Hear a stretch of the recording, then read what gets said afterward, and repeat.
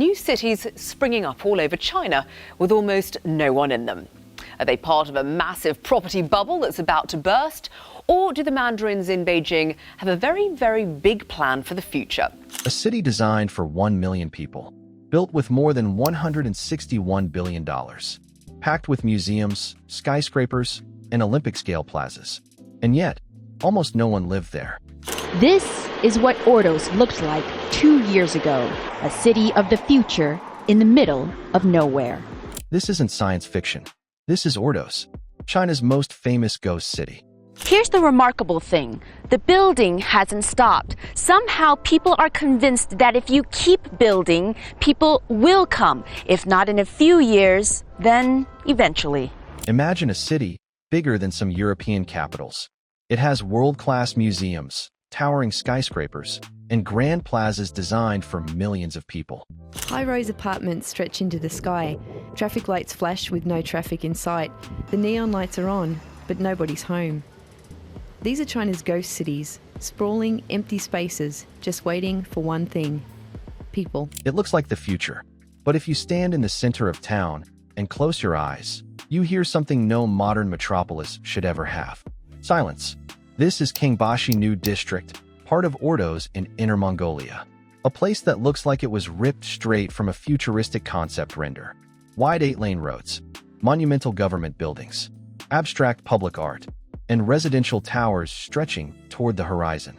Between 2006 and 2010, the Chinese government poured 1.1 trillion yuan, about $161 billion, into the desert.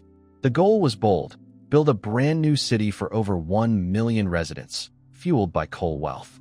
The plan sounded flawless on paper. China was urbanizing faster than any country in history. Hundreds of millions of people were moving to cities. Housing demand seemed endless. So Kangbashi was built first. Before congestion, before overcrowding, before demand peaked. There was just one problem: the people never showed up. For nearly a decade, apartment lights stayed dark. Stadiums sat unused. Museums echoed with empty footsteps. It wasn't war that emptied these streets. It wasn't a plague. It was a spreadsheet error. Apartments, opera houses, and government centers were constructed before anyone actually agreed to live there. So how do you accidentally build a ghost city the size of Las Vegas? And what happens after you spend $161 billion on a city nobody wants? To understand Ordos, you have to understand coal. In the early 2000s, Ordos sat on one of the largest coal reserves in China. As China's economy exploded, coal demand skyrocketed, and so did Ordos' wealth. Almost overnight, the region became one of the richest municipalities per capita in the country. Local officials were flush with cash. Banks were eager to lend. Developers were hungry to build. At the same time, China's growth model rewarded officials who delivered visible expansion. New cities, new infrastructure, higher GDP numbers. Kangbashi wasn't just a housing project. It was a political statement. The assumption was simple: if you build it, they will come. Urban planners believed migration would naturally follow opportunity. After all, cities like Shenzhen had grown from fishing villages into megacities within decades. But Ordos was different. Shenzhen had factories, ports, and global trade.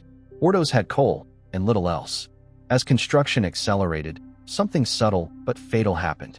Housing prices exploded before residents arrived. Apartments were snapped up not by families, but by investors, treating real estate as a savings account, not a place to live. Entire towers were sold. Almost none were occupied. Kangbashi wasn't built cheaply. It was built to impress. The city featured massive cultural landmarks: a futuristic museum shaped like a metal shell, a library the size of a football field, an Olympic-level stadium. The roads were wide enough for traffic that didn't exist. The plazas were vast, designed for crowds that never arrived. This was urban planning at maximum scale, optimized for a future population that remained hypothetical. But cities don't function on architecture alone. They need jobs. They need services. Kangbashi had government offices, but few private employers. For young people, there was no reason to move there. For families, schools and hospitals lagged behind. And then there was the cost. Apartments in Kangbashi were priced far above what average residents could afford. So the paradox deepened. Homes existed, people existed, but they could not meet. By the early 2010s, Western media discovered Ordos. Photos of empty highways went viral. Drone shots of deserted towers flooded the internet. They called it the city China built for nobody. To outsiders, Ordos became a symbol of everything wrong with China's growth: wasteful spending, top-down planning, and speculative bubbles. But the labels simplified a complex reality. Ordos wasn't abandoned. It was unfinished. Some residents did live there. Government workers were relocated. Small businesses tried to open. But compared to the scale of investment, the city felt dead. At its lowest point, Kangbashi housed fewer than 100,000 people, less than 10% of its capacity. A city designed for millions, functioning like a small town. Behind the empty streets was a quieter crisis: debt. To fund megaprojects like Kangbashi, local governments rely on selling land. But when property demand stalled, the money stopped.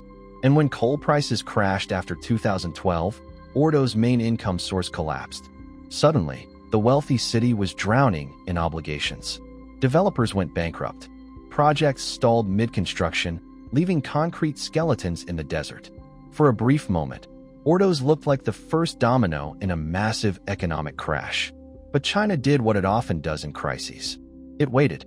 Instead of abandoning Kangbashi, authorities doubled down. They didn't scrap the ghost city. They just put it on pause.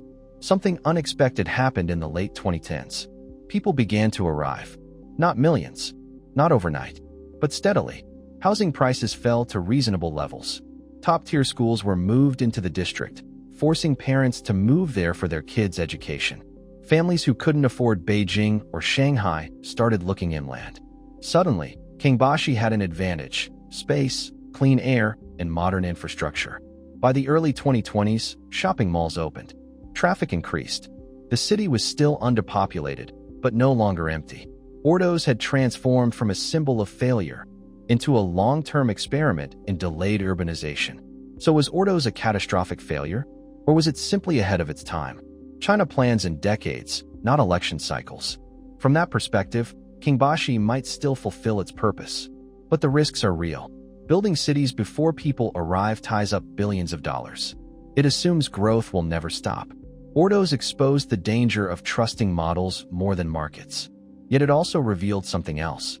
In a world facing climate pressure and housing shortages, pre-built cities might not be madness. They might be prototypes. Ordos stands today as a warning and a question. Was it a $161 billion mistake? Or the first draft of how future cities will be made? Because the city China built for nobody is no longer empty, and the silence that once defined it is finally disappearing.